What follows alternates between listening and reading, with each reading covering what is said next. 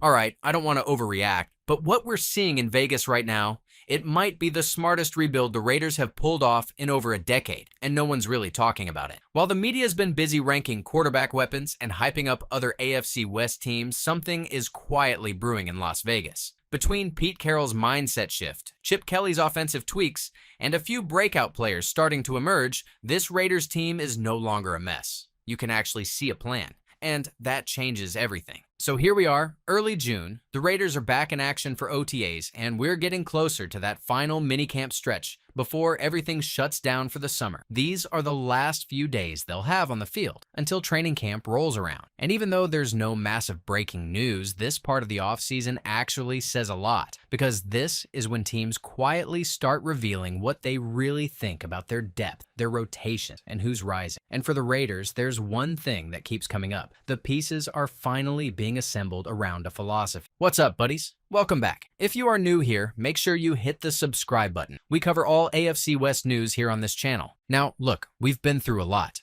Coaching changes, GM changes, quarterback carousel, weird draft picks, you name it. But right now, you've got Pete Carroll overseeing things, Chip Kelly coordinating the offense, and some young talent that actually looks promising. For once, it feels like the veterans aren't just there to fill gaps. They're there to mentor, elevate, and structure what this next generation of Raiders could be. And don't get me wrong, I'm not saying this is a Super Bowl roster. I'm saying it's finally starting to look like a football team with a foundation, and that matters more than people realize. Let's start with something that stood out to me this week. David Helman from Fox Sports put out his annual ranking of all 32 NFL teams' offensive supporting casts, basically asking which quarterbacks have the most help around them. So how did the AFC West stack up? The Chiefs came in at number 10. That surprised a lot of people, but to me, it makes perfect sense. Kansas City has been slowly sliding, not falling apart, just not the same dominant machine. They still have Patrick Mahomes and Andy Reid,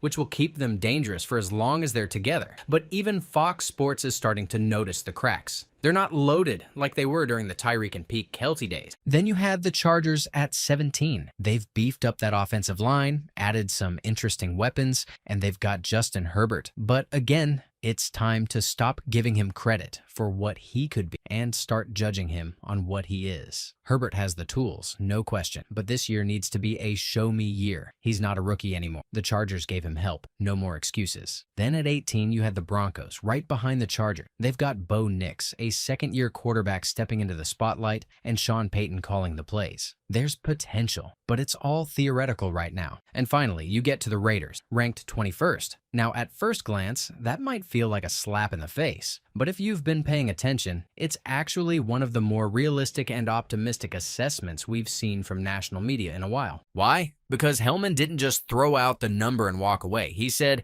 he can see the vision in Vegas. That right there is huge. He pointed out that guys like Brock Bowers and Jacoby Myers form a strong duo in the passing game, and Ashton Jeanty could be a breakout piece in the run game. And yeah, there are still questions about depth at the skill positions, but this isn't about being perfect right now. It's about putting together a real structure. And here's the thing, everything will come down to the offensive line. Helman nailed that part, because if this line looks like the disaster from the first half of 2024, where they gave up 19 sacks before week 9, forget it. It doesn't matter who your quarterback is. But if they look like the line from the second half of the year, where they gave up only 9 sacks, then you've got something real. That group will determine whether this offense actually takes a step forward or stays stuck in neutral. But you know what's even more encouraging? The coaching philosophy behind the offense now. Because Chip Kelly's arrival has brought in something this team desperately needed: offensive identity. You heard that conversation from Ramona Shelburne, right? When she started talking about Pete Carroll's philosophy, how he gets players to buy in emotionally, how he teaches them to view nerves as excitement, how he transforms pressure into joy. That's not just coach speak, that's a culture shift, and it matters. She was spot on when she said that Pete's mindset, that let-it-rip mentality, changes everything for a player. That's what makes him a master motivator, and that's what made his teams in college and in Seattle play free. And now he's brought that approach to the Raiders. And Chip, he's in the lab right now, cooking up something very different from what we're used to. People love to knock Kelly for what happened in Philly, but they forget he was innovative. Now, he's back in a spot where he doesn't need to be the face of a franchise.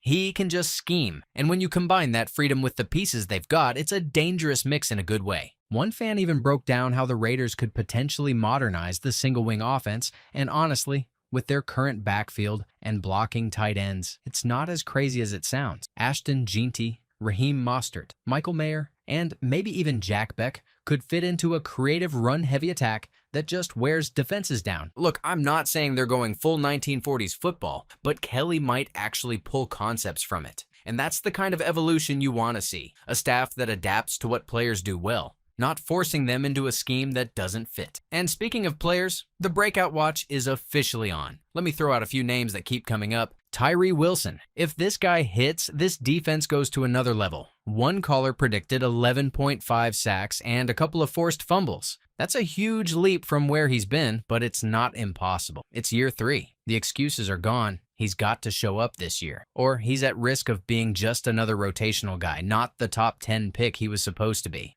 Then there's Isaiah Polamau, who really flashed down the stretch last season, and Michael Mayer, who might finally get a true shot to show what he can do under Chip Kelly. You remember how dominant he was at Notre Dame? That player is still in there. And don't forget Raheem Mostert either. People are sleeping on him because of age, but the man scores touchdowns. He's a proven finisher, and paired with Jeanty, they could form a real 1-2 punch. Now, we do still have to talk about injuries and depth. Guys like Jacorian Bennett are still working their way back and adjusting to Pete Carroll's scheme. That's a process. He might not be a starter out of the gate, but he can still carve out a role, especially if he gets healthy and locks in on the new technique. And there are some wildcard players too. Cam Miller, the rookie quarterback taken late. No one's expecting him to be the guy right now, but he's got time to develop. And in this league, it's better to have a young QB on a cheap 4-year deal learning behind the scenes than to be scrambling mid-season for a replacement. So, look, 21st in the supporting cast doesn't sound like a headline. It's not going to make anyone throw a parade. But if you've been following this team closely, you'll realize something. That ranking means progress. It means national media is no longer ignoring the Raiders. It means they're noticing the direction. And more importantly, it means people are starting to understand what is being built in Vegas. The AFC West? It's tightening up. The Chiefs are still the standard, but they're slowing. The Chargers are inconsistent. The Broncos are still figuring it out. The Raiders, for the first time in a long time, they've got a foundation and they've got a vision. And if this team can double their win total, if they go from 4 wins to 8, that's a huge step forward. Even without a playoff spot, you could walk away from 2025 saying, we saw something real. We're on the way.